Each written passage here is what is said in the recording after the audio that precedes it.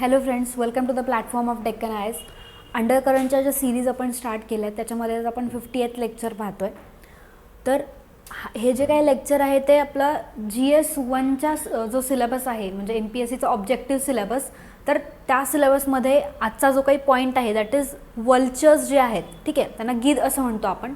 तर त्यांच्या कन्झर्वेशनसाठी काय स्टेप्स घेतलेले आहेत किंवा vulture numbers stabilising, ministry of environmental forest climate change launches action plan to increase the population.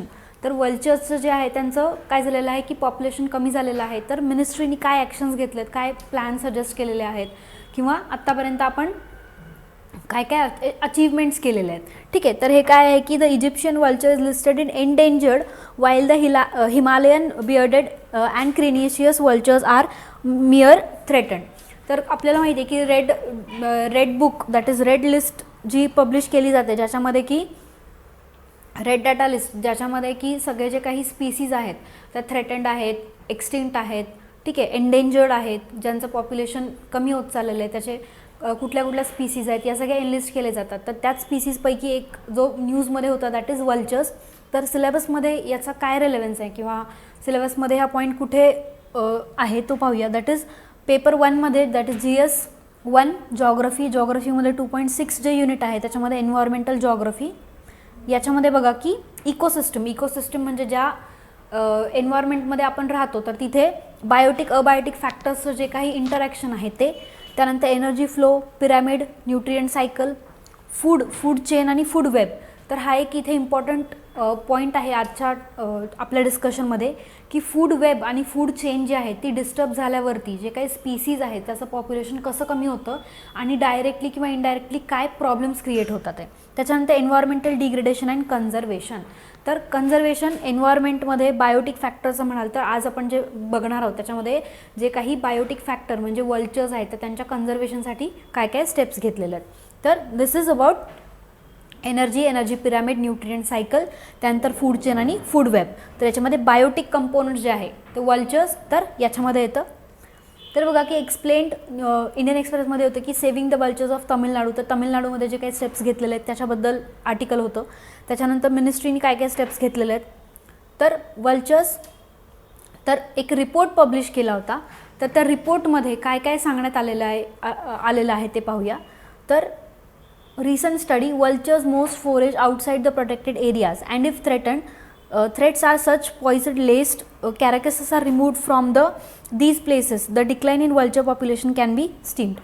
तर एक रिपोर्ट पब्लिश केला होता. याच्यामध्ये काही फॅक्टर्स सांगितलेले आहेत, काही स्टडी सांगितलेली आहे ज्याच्यामुळे की वल्चर्सचं जे पॉप्युलेशन आहे ते दिवसेंदिवस का कमी होत चाललेलं आहे त्या इथे ते फॅक्टर्स सांगितलेले आहेत, ठीक आहे. तर आपल्याला माहिती की वल्चर्स मोस्टली जे काही ह्युमन पॉप्युलेशन आहे त्याच्यापासून दूरच्या एरियात ते काय करतात की त्यांचं जे काही हॅबिटॅक्ट आहे तर त्यांचं ह्युमन पॉप्युलेशनपासून थोडंसं दूर एरियात ते राहतात किंवा हॅबिटॅक्ट शो करतात. तर that vultures did not use the cattle as a main food source and avoided areas with high human habitat किंवा ह्युमन हॅबिटेशन. तर जिथे ह्युमन राहतात किंवा ज्या वसाहतीत आपण राहतो तर तिथून नक्कीच ते दूर राहतात. त्याच्यानंतर the finding of the study regarding cattle not being the main source of food for vultures and did not have true for India. तर इथे सांगितलं गेलं की ज्याच्यावरती ते फीड करतात म्हणजे वल्चर्सचं फूड काय आहे तर रॉ किंवा डेड कॅटल्स जे आहेत त्याच्यावरती ते फीड करतात. हे दुसऱ्या कंट्रीजमध्ये ट्रू आहे पण इंडियामध्ये नाही. इंडियामध्ये काय करतात ते डेड कॅटल्स म्हणजे जे काही आपण गोधन म्हणतो किंवा गुरंढोरं म्हणतो तर त्याच्यावरती जेव्हा ते डेड होतात तर त्यांच्यावरतीच हे काय करतात फीड करतात त्यांच्या फ्लेशवरती. तर इंडियामध्ये इट इज ट्रू. तर the drastic crash in vulture population in India was due to the use of diclofenac, the veterinary treatment mainly on cattle. तर जेव्हा कॅटल्सला आपण वेटनरी ट्रीटमेंट देतो म्हणजे कॅटल्स आजारी पडल्यावरती जेव्हा आपण त्यांना ट्रीटमेंट देतो तर त्याच्यामध्ये डायक्लोफिनॅक हा एक पेन किलर आहे जो त्यांना मोस्टली दिला जातो. तर या पेन किलरमुळेच काय होतं आहे की वल्चर्स अल्टिमेटली काय होतात की त्यांची जी पॉप्युलेशन आहे ती इथे कमी होत चाललेली आहे. तर वल्चर्स तर अल्टिमेटली काय आहे की फूड चेन आणि फूड वेब जी आहे, ठीक आहे, फूड चेन म्हणतो तर त्याचा इथे संदर्भ येतो. म्हणजे काय की कॅटल्स जेव्हा आजारी होतात तेव्हा आपण त्यांना डायक्लोफिनॅक देतो, तो त्यांच्या सेल्समध्ये टिश्यूजमध्ये अक्युम्युलेट होतो आणि मग तो काय होतो की बायो मॅग्निफाय म्हणजे त्याच्या वरच्या लेवलवरती दॅट इज वल्चर्स जेव्हा त्यांच्यावरती फीड करतात तर हा काय झालेला आहे, बायो मॅग्निफाय झालेला आहे वरच्या सायकलमध्ये, दॅट इज वरच्या चेनमध्ये गेलेला आहे आणि अल्टिमेटली वल्चर्सला जे आहे ते यांच्यापासून थ्रेट आहे. तर डायक्लोफेनॅक जे आहे तर याच्या इंटेकमुळे काय होत आहे, अल्टिमेटली कॅटल्स इंटेक करतात आहे पण वल्चर्स त्याच्यावरती त्यांना थ्रेट आहे त्यांच्या लाईफला. तर understanding their habitat use and even more importantly behaviour wild certain habitats like outside of the protected areas in thus critical for their conservation. तर कन्झर्वेशनसाठी रेकमेंडेशन्स काय काय केलेले आहेत की जर पॉप्युलेशन आपल्याला कमी होत आहे आपल्याकडे तर आपण त्या पॉप्युलेशनला कन्झर्व करण्यासाठी किंवा रेग्युलेट करण्यासाठी किंवा इन्क्रीज करण्यासाठी आपण काय करू शकतो, तर त्यांचं जे हॅबिटॅक्ट आहे ते स्टडी करणं, म्हणजे ह्युमन्सपासून दूर राहतात, this habitat has to be studied. त्याच्यानंतर त्यांचं बिहेवियर हे स्टडी करायचं आहे आणि त्यांच्या ज्या काही नीड्स आहेत की प्रोटेक्टेड एरियाज क्रिएट करणं किंवा अदर थ्रेट्स काय आहेत या स्टडी करणं आणि मग त्यांचं कन्झर्वेशनसाठी एफर्ट्स घेणं, कारण it is a critical need for time. It is a vital to identify and remove the threats are nesting and roosting sites and provide them with the food and water. तर food आणि water provide करणं ज्या एरियाजमध्ये ते राहतात तिथे, plus त्यांचे जे काही थ्रेट्स आहेत अदर दॅन द डायक्लोफेनॅक, तर किंवा डायक्लोफेनॅक हा एक थ्रेट झाला तर आणखीन काय थ्रेट्स आहेत हे स्टडी करणं आणि त्यांना रिमूव्ह करण्यासाठी काय करता येईल हे पाहणं. The vulture species in India, तर बघा की वल्चरच्या स्पीसीज इंडियामध्ये किती आहेत किंवा त्यातला इम्पॉर्टंट कुठल्या आहेत, तर नियरली 22 स्पीसीज आहेत ज्या लार्ज कॅरियन इटिंग बर्ड्स आहेत that live predominantly in the tropic and sub tropical region. तर carrion eating that is dead किंवा फ्लेशवरती सर्वाईव्ह करणाऱ्या. They act as an important function as a natural garbage collectors and help to keep the environment clean of waste. तर जे काही dead material एन्व्हायरमेंटमध्ये आपण discard केलं जातं तर मोस्टली काय आहे की ते हे जे काही वल्चर्स आहेत ते क्लीन करतात, त्यामुळे त्यांना नॅचरल एन्व्हायरमेंटचं गार्बेज किंवा नेचर्स गार्बेज क्लीन करणारे असं त्यांना म्हटलेलं आहे. तर vultures are also play a valuable role in keeping the wild life diseases in check. तर जे काही वाईल्ड ॲनिमल्स आहेत ते डेड झाल्यावरती सुद्धा काय की त्यांच्या बॉडीजवरती हे फीड करतात, तर त्याच्यापासून काय होतं की जे काही डिसीजेस स्प्रेड होतात आहे किंवा डिसीजेसची जी सायकल आहे ती कुठेतरी कंट्रोल केली जाते यांच्यामुळे. तर हे काय करतात की जे वाईल्ड लाईफमध्ये होणारे डिसीजेस आहेत तर त्यांना चेकमध्ये किंवा कंट्रोलमध्ये ठेवायचं कामसुद्धा हे करतात. तर India is home to 9 species of vultures namely oriental white backed. तर 9 to 10 स्पीसीज मेन्शन केलेल्या आहेत ज्या इंडियामध्ये प्रिडॉमिनेंटली असतात. That is oriental white backed, long billed, slender billed, Himalayan, red headed, Egyptian, bearded, क्रिनिशियस, युरेशियन गिफन. आणि these species face and endangered of extinction, that is danger of extinction. तर या स्पीसीज एंडेंजर्ड होत चाललेलं आहे कारण यांचं जे काही पॉप्युलेशन आहे ते काही कारणास्तव म्हणजे यांना थ्रेट्स आहेत की त्या कारणामुळे काय होतं आहे यांचं पॉप्युलेशन कमी होत आहे. तर these are some of the species. तर थ्रेट्स काय आहेत बघा, poisoning from diclofenac that is use as a medicine for livestock. हे आपण पाहिलं की डायक्लोफिनॅक जे आहे ते पेन किलर लाईफस्टॉकच्या ट्रीटमेंटमध्ये यूज केलं जातं आणि मग ते फूड चेनमध्ये जाऊन काय होत आहे की त्याचं बायो अक्युम्युलेशन होत आहे आणि बायो अक्युम्युलेशन, बायो मॅग्निफिकेशन आणि मग ते वरच्या चेनमध्ये गेल्यावरती किंवा वल्चर्सच्या फूडमध्ये गेल्यावरती त्याचं बायो मॅग्निफिकेशन होत आहे आणि मग इथे ते फूड चेन थ्रू एका म्हणजे प्रत्येक स्टेजवरती ते काय करत आहेत की इथे थ्रेट क्रिएट करत आहेत. नंतर loss of habitat due to anthropogenic activities. तर ह्युमन ॲक्टिव्हिटीजमुळे तर काय की जो काही नॅचरल हॅबिटॅक्ट आहे तर तो काय होता इथे डिस्टर्ब होत चाललेला आहे. त्याच्यामुळे ऑलरेडीच वल्चर्स काय करतात की ह्युमन हॅबिटॅटपासून दूर राहायचा प्रयत्न करतात. पण आपण अर्बनायझेशनच्या कन्सेप्टमुळे काय करत आहोत की इथे जे काही फॉरेस्ट एरिया आहे किंवा नॅचरल एरिया आहे त्याच्यावरती एन्क्रोच करत आहोत. त्याच्यामुळे काय होते की यांचा जो काही राहायचा एरिया आहे तो लॉस होत चाललेला आहे, दॅट इज हॅबिटॅट लॉस होत चाललेला आहे. त्यानंतर food death and the contaminated food. तर फूड जे आहे की ते म्हणजे ज्या फूडवरती हे सर्वाईव्ह करतात that is contaminated and electrocution of the power lines.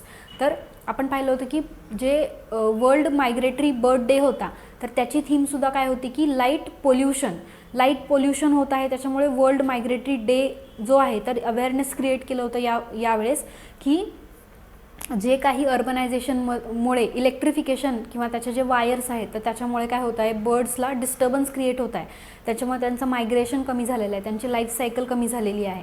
तर सेम प्रॉब्लेम झालेला आहे अर्बनायझेशनच्या इलेक्ट्रिफिकेशन, जे काही आपण वायर्स इलेक्ट्रिफाय करण्यासाठी आणि कनेक्टिव्हिटीसाठी लावत आहोत तर त्याच्यामुळे यांच्या पॉवर लाईन्समुळे यांना काय होत आहे, डिस्टर्बन्स होत आहे, प्लस यांची डेथ कॉज होत आहे, कारण त्याच्यामध्ये जो काही करंट फ्लो होत असतो तो खूप हाय करंट असतो त्याच्यामुळे. तर कन्झर्वेशनचे एफर्ट्स काय घेतलेले आहेत बघा, की the ministry of environment, forest and climate change launch vulture action plan 2022-25 for conservation of vultures in the country. तर वल्चर ॲक्शन प्लॅन आहे 25पर्यंत तो इम्प्लिमेंट केलं जाणार आहे किंवा त्याचे टार्गेट्स जे आहेत ते 2025पर्यंत अचीव करायचे आहेत. तर it will ensure minimum use of diclofenac and prevent poisoning of principal food of vultures the cattle carcasses. तर जे काही वल्चर्स आहेत तर त्यांचं मेन फूड आहे कॅटल.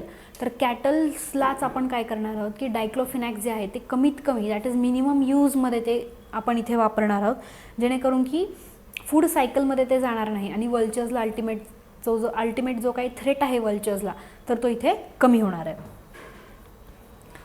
त्यानंतर रेस्क्यू सेंटर्स. तर रेस्क्यू सेंटर्स बघा की 4 rescue centres have been proposed for different geographical areas like Pinjore in the north. तर ज्या एरियाजमध्ये वल्चर्स मोस्टली आहेत तर तिथे काय केलेलं आहे की रेस्क्यू सेंटर्स त्यांना एस्टॅब्लिश करून दिलेलं आहे, जेणेकरून की काही डिसीज्ड वल्चर्स असतील, ठीक आहे, काही त्यांना काही डॅमेज झालेली असेल किंवा आपण म्हणतो त्यांना की काही प्रॉब्लेम झालेला असेल तर अशा वल्चर्सला तिथे रेस्क्यू करणं, त्यांना ट्रीट करणं आणि नंतर त्यांना रिलीज करणं त्यांच्या नॅचरल हॅबिटॅक्टवरती. तर याच्यासाठीच रेस्क्यू सेंटर्स आहेत. तर पिंजोर हरियाणामध्ये, Pinjore in the north, Bhopal in the central India आणि Guwahati in the north east India, Hyderabad in the south. तर हे 4 जे सेंटर्स आहेत तर हे एस्टॅब्लिश करण्यात आलेले आहेत त्यांच्या रेस्क्यूसाठी. The centres will be establish in the 5 kilometers from breeding centers such as veterinary expertise of the breeding centers could be utilized for treatment of sick and injured birds. तर सिक and injured जर vultures असतील तर त्यांच्या ट्रीटमेंटसाठी जिथे काही त्यांचं breeding habitat आहे तर त्याच्या 5 किलोमीटर्सपर्यंत हे एस्टॅब्लिश करण्यात आलेले आहेत, जेणेकरून की त्यांचा रेस्क्यू जो आहे तो इझी होईल आणि प्लस जर ते इंज्युअर्ड किंवा डिसीज किंवा सिक असतील तर त्यांची ट्रीटमेंटसुद्धा त्याच जागेवरती करता येईल आणि त्यांना नंतर त्यांच्या हॅबिटॅक्टमध्ये त्यांना परत सोडण्यात येईल. तर हा 5 किलोमीटरचा रेडियस. त्यानंतर rescue centres will be helping saving these vultures and these could become part of breeding programs, safely testing project. तर सेफली ब्रीडिंग करण्यासाठी प्लस कन्झर्वेशनसाठी हे रेस्क्यू सेंटर्स खूप इम्पॉर्टंट आहेत. त्यानंतर additional conservation breeding centres are also being planned across the country for along with the vulture conservation centers with sample of information collected from wild analysis and stored these centers. तर असे centres जिथे आपण फक्त rescue नाही तर conservation सेंटर्ससुद्धा start करत आहोत, जेणेकरून की पॉप्युलेशन वाढण्यामध्ये आणखीन आपण काय करू शकतो, इथे कॉन्ट्रीब्यूट करू शकतो किंवा कन्झर्वेशनमध्ये कॉन्ट्रीब्यूट करू शकतो. तर याच्यासाठी जे काही त्यांची इन्फॉर्मेशन आहे म्हणजे त्यांचं हॅबिटॅक्ट आहे, फूड आहे, बिहेवियर आहे, ठीक आहे, हे सगळं स्टडी करून त्यांचं सॅम्पलिंग किंवा त्यांची इन्फॉर्मेशन कलेक्ट करणं. आणि हे सेंटर्स कुठे आहेत की उत्तर प्रदेशमध्ये, त्रिपुरा, महाराष्ट्र, कर्नाटक आणि तमिळनाडू. तर या 5 ठिकाणावरती हे काय केलेले आहेत, इथे एस्टॅब्लिश करण्यात आलेले आहेत. त्यानंतर there are 9 vulture conservations and breeding centres in India of which 3 are directly administered by the Bombay natural history society. तर हे आर्टिकल्स होते न्यूजपेपरमधले जे इथे लिहिले की क्रायसिस दिलेला आहे की जे काही प्रोजेक्ट्स इम्प्लिमेंट केले होते त्याचा रिव्ह्यूसुद्धा दिलेला आहे. तर जे काही 4 सेंटर्स आहेत ते बॉम्बे नॅचरल हिस्ट्री सोसायटी आहे तर त्याच्या अंडर ते काम करतात. तर आपण पाहिलं की वल्चर्स, त्याचे टाईप्स काय, त्याचे जे काही टाईप्स आहेत, त्याच्यानंतर सिलेबसमध्ये त्याचा रेलेव्हन्स कुठे आहे, ते न्यूजमध्ये का होते आणि त्यांच्या कन्झर्वेशनसाठी किंवा म्हणजे कन्झर्वेशनसाठी आपण काय करतो आहे की रेस्क्यू सेंटर्स उभारतो आहे, कन्झर्वेशन सेंटर्स उभारतो आहे, त्यानंतर प्रत्येक रिजनमध्ये ते करतो आहे, इंडियाच्या प्रत्येक रिजन वाईज, ठीक आहे. तर हे होतं की नॅचरल एन्व्हायरमेंट, डिग्रेडेशन आणि कन्झर्वेशन, त्यानंतर फूड चेन आणि फूड वेब याच्यामध्ये त्याचा रिलेव्हन्स काय होता. आणि जे पेनकिलर यूज केलं जात आहे ते डायक्लोफेनाक आहे. तर ते कॅटल्सच्या डिसीजेससाठी किंवा कॅटल्सच्या ट्रीटमेंटसाठी पेनकिलर म्हणून यूज केलं जातं. तर this was about the 50th lecture. तर या लेक्चरमध्ये आपण इथेच थांबतो आहे. असंच एक नवीन लेक्चर घेऊन पुन्हा भेटू. Till then thank you.